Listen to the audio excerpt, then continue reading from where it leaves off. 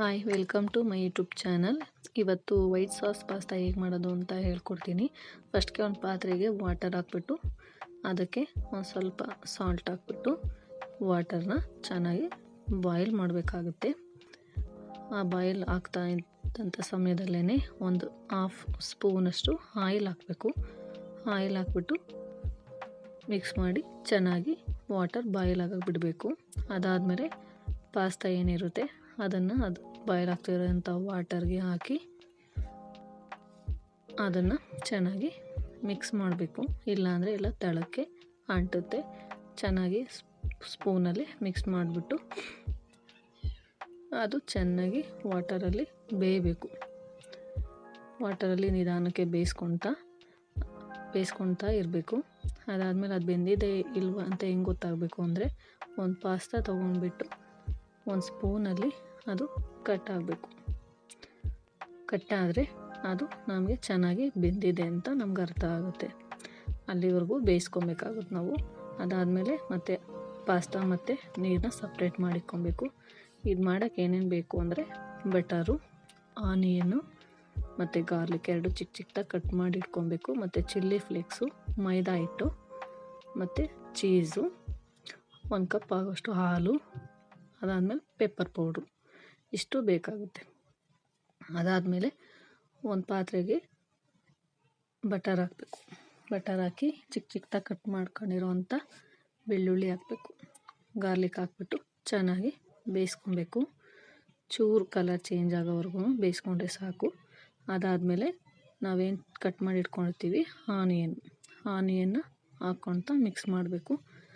Mix ಮಾಡಿದ್ದಾದಮೇಲೆ ಮತ್ತು chilli flakes, ಮೈದಾ ಹಿಟ್ಟು ಎರಡೂ ಹಾಕ್ಕೊಂಡು ಮಿಕ್ಸ್ ಮಾಡಬೇಕು. ಅದು ಕ್ಲಿಪ್ ಮಿಸ್ ಆಗಿದೆ. ಅದಾದಮೇಲೆ ನಾವೇನು 1 ಕಪ್ಪು ಕಾಯಿಸಿ ಹಾಲನ್ನ ಫಸ್ಟ್ಗೆನೇ ಕಾಯಿಸಿ ತೆಗೆದಿಟ್ಕೊಂಡಿರಬೇಕು. ಅಂಥ ಹಾಲನ್ನೇ ಹಾಕಬೇಕು. ಹಸಿ ಹಾಲನ್ನು ಹಾಕಬಾರ್ದು. ಕಾಯಿಸಿ ತಣ್ಣಗಾಗಿ ಇಟ್ಟಿರೋಂಥ ಹಾಲನ್ನು ಹಾಕಿ ಇದಕ್ಕೆ ಚೆನ್ನಾಗಿ ಮಿಕ್ಸ್ ಮಾಡಬೇಕಾಗುತ್ತೆ. ಇದಕ್ಕೆ ಸ್ವಲ್ಪನೇ ನಮ್ಗೆ ಎಷ್ಟೆಷ್ಟು ಬೇಕೋ ಎಲ್ಲ ಒಟ್ಟಿಗೆ ಹಾಕಬಾರ್ದು. ಸ್ವಲ್ಪನೇ ಹಾಕ್ಕೊಳ್ತಾ ಮಿಕ್ಸ್ ಮಾಡಬೇಕಾಗುತ್ತೆ. ಮಿಕ್ಸ್ ಮಾಡಿದ್ದಾದ್ಮೇಲೆ ಸ್ವಲ್ಪ ಕುದಿಯೋಕ್ಕೆ ಸ್ಟಾರ್ಟ್ ಆಗುತ್ತೆ ಅದು. ಅದಾದಮೇಲೆ ಒಂದು ಹಾಫ್ ಸ್ಪೂನಷ್ಟು ಪೆಪ್ಪರ್ ಪೌಡ್ರ್ ಹಾಕಬೇಕು. ಪೆಪ್ಪರ್ ಪೌಡ್ರ್ ಹಾಕ್ಬಿಟ್ಟು ಚೆನ್ನಾಗಿ ಅದನ್ನು ಮಿಕ್ಸ್ ಮಾಡಬೇಕು. ಅದಾದಮೇಲೆ ಮಿಕ್ಸ್ ಮಾಡ್ತಾ ನಾವೇನು ಚೀಸು ಇರುತ್ತೆ ಅದನ್ನು ಹಾಕಬೇಕು. ಚೀಸ್ ಹಾಕ್ಬಿಟ್ಟು ಅದು ಚೀಸೆಲ್ಲ ಮೆಲ್ಟ್ ಆಗುತ್ತೆ. ಅಲ್ಲಿವರೆಗೂ ನಾವು ಚೆನ್ನಾಗಿ ಮಿಕ್ಸ್ ಮಾಡ್ಕೊತ ಕುದಿಸ್ಬೇಕಾಗುತ್ತೆ. ಅದಾದಮೇಲೆ ನಾವೇನು ಬೇಯಿಸಿ ತೆಗ್ದು ಇಟ್ಕೊಂಡಿರ್ತೀವಿ ಪಾಸ್ತಾ ಅದನ್ನು ಇದರಲ್ಲಿ ಆ್ಯಡ್ ಮಾಡಬೇಕು. ಆ್ಯಡ್ ಮಾಡಿ ಚೆನ್ನಾಗಿ ಮಿಕ್ಸ್ ಮಾಡಬೇಕು. ವೈಟ್ ಸಾಸು ಮತ್ತು ಪಾಸ್ತಾ ಎಲ್ಲ ಚೆನ್ನಾಗಿ ಮಿಕ್ಸ್ ಆಗಬೇಕು.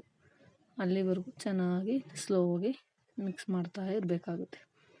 ಮಿಕ್ಸ್ ಮಾಡಿದ್ದಾದಮೇಲೆ ಸ್ವಲ್ಪ ರುಚಿಗೆ ತಕ್ಕಷ್ಟು ಉಪ್ಪು ಹಾಕಬೇಕು. ಉಪ್ಪು ಹಾಕ್ಬಿಟ್ಟಾದಮೇಲೆ ನಮಗೆ ಇದು ತಿನ್ನೋಕ್ಕೆ ರೆಡಿ ಆಗುತ್ತೆ.